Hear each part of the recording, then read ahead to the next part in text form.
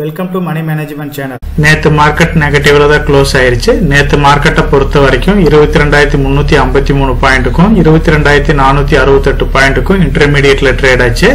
ஃபைனலா 136 point நெகட்டிவ்ல close ஆயிருச்சு. மார்க்கெட்டை பொறுத்த வரைக்கும் நேற்று எல்லா இண்டெக்ஸஸும் ஓரளவுக்கு நெகட்டிவ்ல தான் இருந்துச்சு.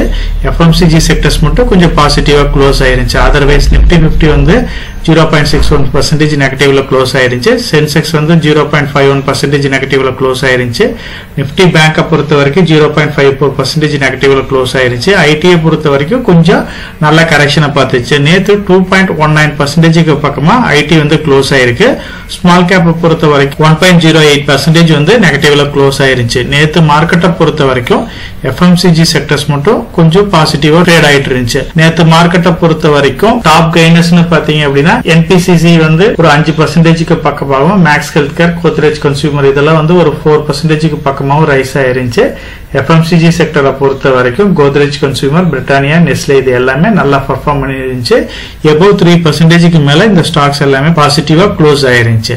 நேற்று நெகட்டிவ் அப்படின்னு பாத்தீங்க அப்படின்னா முத்தூட் பினான்ஸை பொறுத்த வரைக்கும் ஒரு 6.6% பக்கமா நெகட்டிவ்ல க்ளோஸ் ஆயிருந்துச்சு. பார்மா செக்டரை பொறுத்த வரைக்கும் பைகான் ஆகட்டும், கிளன்மார்க் இது எல்லாமே வந்து நெகட்டிவ்ல க்ளோஸ் ஆயிருந்துச்சு. எபோவ் 4% மேல நெகட்டிவ்ல க்ளோஸ் ஆயிருச்சு. மார்க்கெட்டை பொறுத்த வரைக்கும் இன்னுமே வந்து ஃபியர் மோட்ல தான் மார்க்கெட் வந்து ட்ரேட் ஆயிட்டு இருக்கு. மார்க்கெட் வந்து ஸ்டேபிள் இல்லாம தான் வந்து ரன் ஆயிட்டு இருக்கு. டாலரை பொறுத்த வரைக்கும் நேற்று மார்க்கெட் க்ளோசிங்ல வந்து 87 ரூபீஸ்க்கு பக்கமா க்ளோஸ் ஆயிருக்கு. நிப்டி 50 பொறுத்த வரைக்கும் இதோட பிஇ வந்து இன்னும் எபோவ் 20.5 தான் ட்ரேட் ஆயிட்டு இருக்கு. இன்னுமே மார்க்கெட் பிரைஸ் பாத்தீங்க அப்படின்னா காஸ்ட்லியா தான் இருக்கு. டாலர் வந்து கொஞ்சம் ஸ்ட்ரென்தன் ஆயிட்டு இருக்கு. இதெல்லாம் நம்மளோட மார்க்கெட்டுக்கு கொஞ்சம் நெகட்டிவா தான் பாக்குறோம். மார்க்கெட்டை பொறுத்த வரைக்கும் நேற்று இம்பார்ட்டன்டான நியூஸ் பாத்தீங்க அப்படின்னா ஆர்பிஐ வந்து ரேட் கட் வந்து அனௌன்ஸ் பண்ணியிருந்தாங்க. 0.25 பைசே வந்து ரேட் கட் பண்ணியிருந்தாங்க. இது இந்த இயர்ல செகண்ட் ரேட் கட்டா இருந்துச்சு. ஸோ இப்போ ஃபைனலா வந்து ஆர்பிஐ வந்து 6% லெவல்ல ஹோல்ட் பண்ணிட்டு இருக்கிறாங்க. இப்ப இருக்கிற மார்க்கெட் சிச்சுவேஷனும் சரி, குளோபல் சிச்சுவேஷன் இது எல்லாமே பேஸ் பண்ணி ரீசெண்டா வந்து மார்க்கெட்டோட நிப்டி 50 டார்கெட்டை வந்து இன்னும் 5 to 10% வரைக்கும் கரெக்டா இருக்கு, பாசிபிலிட்டிஸ் இருக்கு அப்படின்னு நிறைய ப்ரெடிக்ஷன்ஸ் வந்து கொடுத்துட்டு இருக்காங்க. நேத்து மார்க்கெட்டை பொறுத்த வரைக்கும் ஆர்பிஐ அனௌன்ஸ்மெண்ட்ல ஒரு சில இம்பார்ட்டன்டான நியூஸ் இருந்துச்சு. பர்டிகுலரா வந்து இந்த கோல்டு லோன் செக்டரை பொறுத்த வரைக்கும் கோல்டு லோன் கம்பெனிஸ்க்கு தனியா வந்து ஒரு கைட்லைன்ஸ் கொண்டுட்டு வர போறோம் அப்படின்ற மாதிரி அனௌன்ஸ்மெண்ட்டை கொடுத்திருந்தாங்க. ஸோ இந்தியன் மார்க்கெட்டை பொறுத்த வரைக்கும் டாப் 10 கோல்டு லோன் கம்பெனிஸ் பாத்தீங்க அப்படின்னா ஃபர்ஸ்ட் பிளேஸ்ல முத்தூட் பினான்ஸ் இருக்கு, செகண்ட் வந்து மணப்புரம் பினான்ஸ் இருக்கு.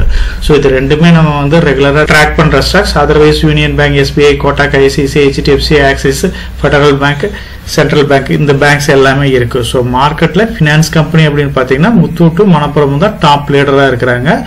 மார்க்கெட்ல ரீசென்ட் டைம்ல வந்து பேங்க்குக்கு எல்லாம் நிறைய ரூல்ஸ் அண்ட் ரெகுலேஷன்ஸ் கொண்டுட்டு வந்திருக்காங்க. நீங்க கோல்டு லோன் வச்சிருந்தாலோ இல்ல உங்களுக்கு தெரிஞ்சவங்க கோல்டு லோன் வச்சிருந்தாலோ கண்டிப்பா வந்து இந்த ரீசெண்டா இந்த 2-3 months வந்து டிஃபிகல்டிஸ் வந்து கண்டிப்பா ஃபேஸ் பண்ணிருப்பாங்க. இது வரைக்கும் பாத்தீங்க அப்படின்னா பேங்க்ல நம்ம வந்து லோன் வச்சிருந்தோம் அப்படின்னா இன்ட்ரெஸ்ட்டை மட்டும் கட்டிட்டு அப்படியே திருப்பி வச்சிருப்போம். இப்ப அந்த மாதிரி செய்ய முடியாது. டோட்டல் அமௌண்ட்டை பே பண்ணிட்டு அதுக்கப்புறம் 1 or 2 days கழிச்சு தான் வந்து திருப்பி வைக்கிற மாதிரி இருக்கு. இதனால பாத்தீங்க அப்படின்னா பேங்க் லோன் வச்சவங்க, அதாவது கோல்டு லோன் வச்சவங்களுக்கு ரொம்ப சிரமமாவே இது மாறிடுச்சு. இதனால என்ன பண்ணாங்க அப்படின்னா நிறைய நமக்கு தெரிஞ்ச வகையிலேயே பாத்தீங்க அப்படின்னா பேங்க்ல இருக்கிற லோன்ஸ் எல்லாமே வந்து வித்ட்ரா பண்ணிட்டு பிரைவேட் பைனான்ஸுக்கும் சரி, அதே மாதிரி அடகு கடை இந்த மாதிரி கோல்டு ஜுவல்லரிஸ் எல்லாமே மூவ் ஆக ஆரம்பிச்சிருச்சு. அதுவும் பர்டிகுலரா பாத்தீங்க அப்படின்னா பிரைவேட் கம்பெனிஸும் சரி, கோல்டு அடகு கடை இவங்கெல்லாம் என்ன பண்றாங்கன்னா பேங்க்ல வந்து டைரக்டா அமௌண்ட் பே பண்ணிட்டு அதுக்கப்புறம் இப்போ ஒரு நாளைக்கு பாத்தீங்க அப்படின்னா இப்போ 1 லட்சம் ரூபாய்க்கு 700 ரூபாய் 800 ரூபாய் இந்த மாதிரி அமௌண்ட் வந்து இன்ட்ரெஸ்டா வாங்கிட்டு அதை கொண்டு போய் அவங்களுக்கு தெரிஞ்ச அடகு கடையிலயோ இல்ல பிரைவேட் பினான்ஸ் கம்பெனிஸ்லயோ வந்து லோனை வச்சுட்டு அவங்களோட அமௌண்ட் எடுத்துக்குவாங்க. இது வந்து ஒரு பெரிய ப்ராப்ளமா இருந்துச்சு. கோல்டு வச்சு லோன் வாங்குறவங்களுக்கு இப்ப பேங்க்ல வந்து நிறைய டிஃபிகல்டிஸ் இருக்கு. ஸோ இதை பேஸ் பண்ணி கூட இப்ப ரீசெண்டா வந்து கேஸ் கூட ஃபைல் பண்ணிருக்காங்க. இன்னும் இதுக்கு கரெக்டான தீர்ப்பு வரல. இது எல்லாம் ஒரு பெரிய அட்வான்டேஜா யூஸ் பண்ணிட்டு பிரைவேட் பைனான்ஸ் பர்டிகுலரா முத்தூட், மணப்புரம், ஐஐஎஃப்எல் இது இல்லாம அதர் பினான்ஸ் கம்பெனிஸ் எல்லாம் வந்து நல்ல ஒரு ப்ராஃபிட் பார்த்துட்டு இருந்தாங்க. இதை வந்து இப்ப ரீசெண்டா ஆர்பிஐ வந்து நோட்டீஸ் பண்ணிருக்காங்க. ஸோ ஆர்பிஐ பொறுத்த வரைக்கும் பிரைவேட் பைனான்ஸ் கம்பெனிஸ் வந்து இதை ரெகுலரா ஃபாலோ பண்றதுல இவங்களுக்கு உண்டான கைட்லைன்ஸ் வந்து கூடிய அனௌன்ஸ் பண்ணுவோம் அப்படின்னு சொன்னதுனால நேத்து மார்க்கெட்ல கோல்டு லோன் கம்பெனிஸ் எல்லாமே கொஞ்சம் கரெக்டா ஆயிருக்கு. ஸோ இது வந்து ஒரு நல்ல விஷயம் தான். யார் யார் கோல்டு லோன் வைக்கிறாங்களோ அவங்களுக்கு ஒரு ப்ராப்பரான சேனல் வந்துச்சு அப்படின்னா எல்லாருமே இது சந்தோஷப்பட வேண்டியதா. முறையான பிசினஸ் இருந்துச்சு அப்படின்னா நல்ல பெனிஃபிட் கடைசி வரைக்கும் நம்ம எடுக்க முடியும். கோல்டு லோன் கம்பெனிஸ் இருக்கிற இந்த 2 கம்பெனிஸ் நேற்று முத்தூட் பினான்ஸை பொறுத்த வரைக்கும் 6.6% பக்கமா கரெக்ஷன் ஆயிருந்துச்சு. 152 ரூபாய்க்கு பக்கமா கரெக்ஷன் ஆயிருச்சு. மணப்புறமா பொறுத்த வரைக்கும் ஒரு 2% பக்கமா கரெக்ஷன் ஆயிருச்சு. ஸோ மணப்புறம் வந்து இந்த அளவுக்கு ஸ்ட்ராங்கா நிக்கிறதுக்கு காரணம் பிரைன் கேபிட்டல்ஸ் வந்து கூடிய சீக்கிரம் 230 ரூபாய்க்கு மேல இந்த ஸ்டாக்கை வந்து பை பண்ண போறேன்னு சொன்னதுனால மார்க்கெட்ல இது கொஞ்சம் அதே வேல்யூல நிக்குது. அதர்வைஸ் இந்த முத்தூட் பினான்ஸ் எல்லாமே வந்து பாத்தீங்க அப்படின்னா மணப்புறம் விட கொஞ்சம் ஓவர் வேல்யூஷன் இருக்கிறதுனால நல்ல கரெக்ஷன் ஆச்சு. இந்த கரெக்ஷன் வந்து இன்னுமே கண்டினியூ ஆகிறதுக்கு வாய்ப்பு இருக்கு. ஆர்பிஐ வந்து கரெக்டான ரூல்ஸ் அண்ட் ரெகுலேஷன் இப்ப பேங்க்குக்கு என்ன மாதிரி இருக்கோ அந்த மாதிரி கொண்டுட்டு வந்தாங்க அப்படின்னா இந்த ஸ்டாக்ஸ் எல்லாமே வந்து கொஞ்சம் நல்லா கரெக்டா இருக்கு. பாசிபிலிட்டிஸ் வந்து ஜாஸ்தியா இருக்கு. ஏன்னா நான் பேங்கிங்கை பொறுத்த வரைக்கும் இவங்களுக்கு அந்த அளவுக்கு ரெஸ்ட்ரிக்ஷன் இல்லாதனால இவங்க நல்ல பெனிஃபிட் பார்த்துட்டு இருக்கிறாங்க. கூடிய சீக்கிரம் இதோட ரூல்ஸ் அண்ட் ரெகுலேஷன் எப்படி கொடுக்குறாங்கிறத பார்த்துட்டு இந்த கம்பெனியோட பர்ஃபார்மன்ஸ் ஃபியூச்சர்ல எப்படி இருக்கும் அப்படிங்கறதையும் நம்ம டிசைட் பண்ணிக்கலாம். யூஎஸ் டேரிஃபை பொறுத்த வரைக்கும் நேற்று அனௌன்ஸ்மெண்ட் கொடுத்திருந்த மாதிரி சைனாவோட டேரிஃப் 34% அவங்க இம்ப்ளிமெண்ட் பண்ணதுனால யூஎஸ் மறுபடியும் அடிஷனலா வந்து 50% போட்டதுனால 104% வந்து சைனாவுக்கு வந்து இப்ப டேரிஃப் அனௌன்ஸ்மெண்ட் வந்து இம்ப்ளிமெண்ட் பண்றாங்க. இதனால பாத்தீங்க அப்படின்னா மார்க்கெட்ல ஒரு ஸ்டெபிலிட்டி இல்லாம கண்டினியூவா போயிட்டே இருக்கு. இந்த ட்ரேட் வார் வந்து எப்ப ஸ்டாப் ஆகும் அப்படிங்கறத வந்து கண்டிப்பா ப்ரெடிக்ட் பண்ண முடியாத ஒரு சிச்சுவேஷன் தான் இருக்கு. இந்த மாதிரி டைம்ல நம்மளோட ஸ்டாக் மார்க்கெட்டுக்கு ஒரு சில பாசிட்டிவான நியூ விஷயங்களும் இருக்கு. இப்போ கம்பெனிஸை பொறுத்த வரைக்கும் குரோ ஆகுறாங்க. அதாவது டொமஸ்டிக் சேல்ஸ் வந்து ஜாஸ்தி வச்சிருக்கலாம், இல்ல எக்ஸ்போர்ட் ஜாஸ்தி வச்சிருக்கலாம். இந்த ஃபேக்டரை வச்சு இவங்க குரோ ஆயிட்டு இருக்கிறாங்க. இப்ப இருக்கிற இந்த டேரிஃப் ப்ராப்ளம் எல்லாமே பாத்தீங்க அப்படின்னா மெயினா எக்ஸ்போர்ட் தான் பாதிக்க போகுது. இந்தியன் டொமஸ்டிக் மார்க்கெட்டை மட்டும் வச்சு சர்வே ஆகிற கம்பெனிஸ் கொஞ்சம் பெனிஃபிட் ஆகும். இப்ப இருக்கிற மார்க்கெட் சிச்சுவேஷன்ல டொமஸ்டிக்ல சேல்ஸ் பண்ற கம்பெனிஸ் வந்து நம்ம போக்கஸ் பண்ணோம் அப்படின்னா அதோட growth வந்து நல்லா இருக்கும். எக்ஸ்போர்ட்டோட ப்ராப்ளம் எப்ப இந்த டேரிஃப் ப்ராப்ளம் எல்லாமே சால்வ் ஆகுதோ அதுக்கப்புறம் வந்து நம்ம அடிஷனலா வந்து ஹோல்ட் பண்ணலாம். ஏன்னா இந்த டேரிஃப் ப்ராப்ளம் எங்க போய் கம்ப்ளீட் ஆகும் எப்ப கம்ப்ளீட் ஆகும் அப்படிங்கிறது நமக்கு எக்ஸாக்டா தெரியாதனால கொஞ்சம் வெயிட் பண்ணி பார்க்கலாம். டொமஸ்டிக்கை பொறுத்த வரைக்கும் அதை பேஸ் பண்ணி இருக்கிற கம்பெனிஸ் நல்லா ஃபங்க்ஷன் ஆகும்னு நம்ம டிஸ்கஸ் பண்ண மாதிரியே நேற்று மார்க்கெட்ல எஃப்எம்சிஜி ஸ்டாக்ஸ் எல்லாமே நல்லா பர்ஃபார்ம் பண்ணிருக்கு.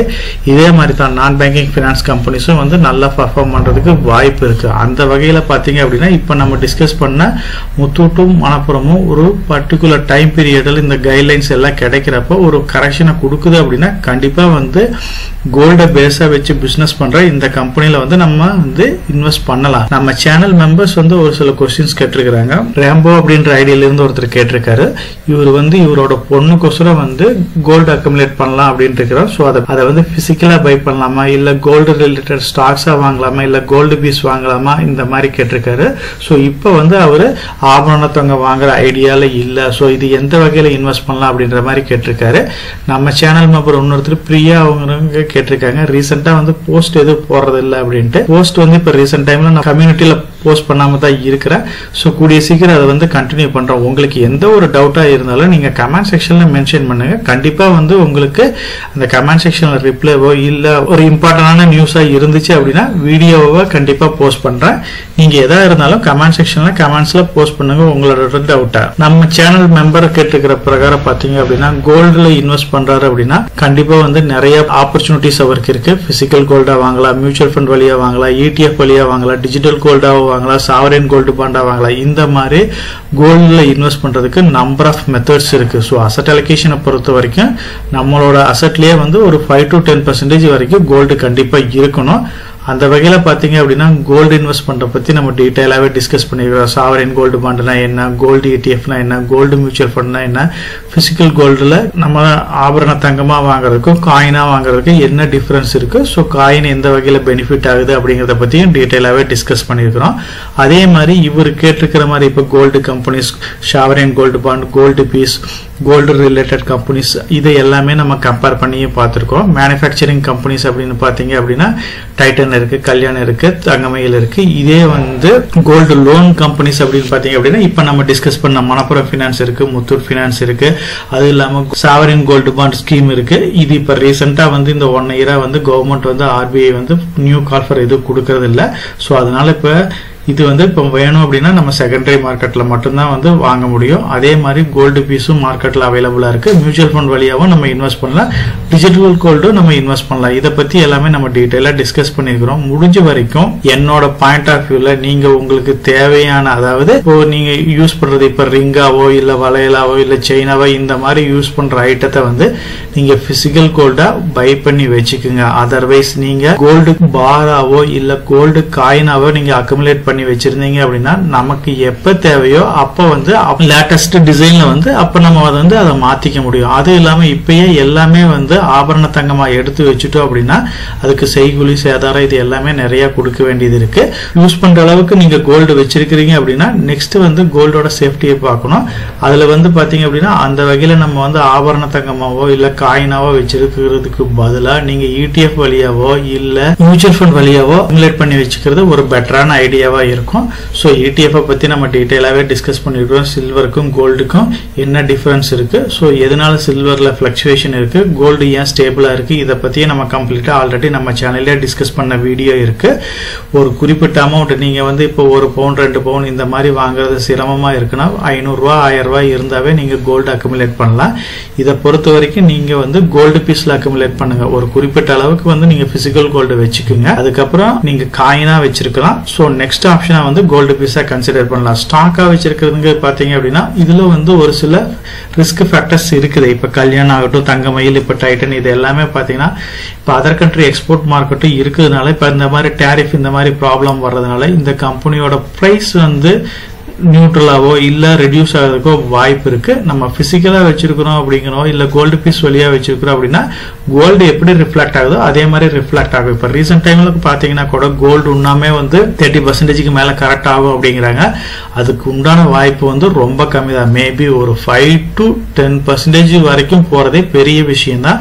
ஏன்னா குளோபல் சிச்சுவேஷன் எதுவுமே பாசிட்டிவா இல்ல. கோல்டு எப்ப ரேட்டு குறையும் அப்படின்னா வேர்ல்டு மார்க்கெட்டும் சரி இந்தியன் மார்க்கெட்டும் வந்து ஒரு நல்ல பாசிட்டிவா போயிட்டு இருக்கு அப்படின்னா அந்த டைம்ல வந்து நியூட்ரலாவோ இல்ல ரெடியூஸ் ஆகிறதுக்கோ வாய்ப்பு இருக்கு. இப்ப இருக்கிற சிச்சுவேஷன்ல கண்டிப்பா கோல்டோட பிரைஸ் குறையதுக்கு வாய்ப்பு கம்மியா தான் இருக்கு. அதனால கோல்டுல கண்டினியூவா வந்து நீங்க என்ன பேட்டர்ன்ல இன்வெஸ்ட் பண்றீங்களோ இன்வெஸ்ட் பண்ணிக்கிட்டே இருங்க.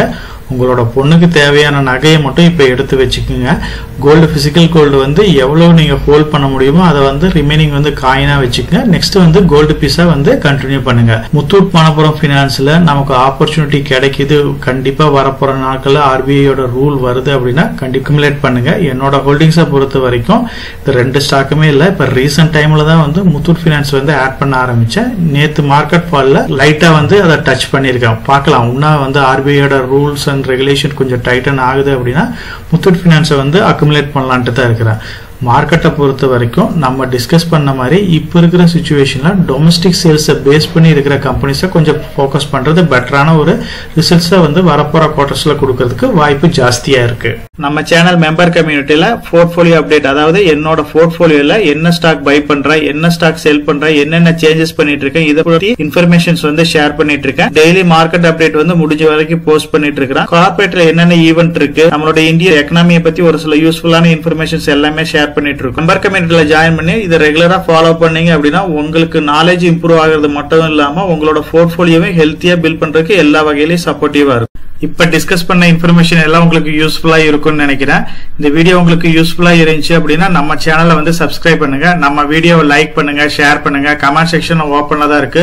சோ இந்த வீடியோ பத்தி உங்களோட ஒப்பீனியன் என்ன, இதுல என்னென்ன டவுட்ஸ் இருக்கு அப்படின்னு நீங்க கமெண்ட் செக்ஷன்ல போஸ்ட் பண்ணீங்க அப்படின்னா உங்களுக்கு மட்டும் இல்லாம நம்ம வியூவர்ஸ் எல்லாத்துக்குமே நல்ல ஒரு சப்போர்ட்டிவா இருக்கும். நான் ஒரு செபி ரிஜிஸ்டர்ட் அட்வைசர் கிடையாதுங்க.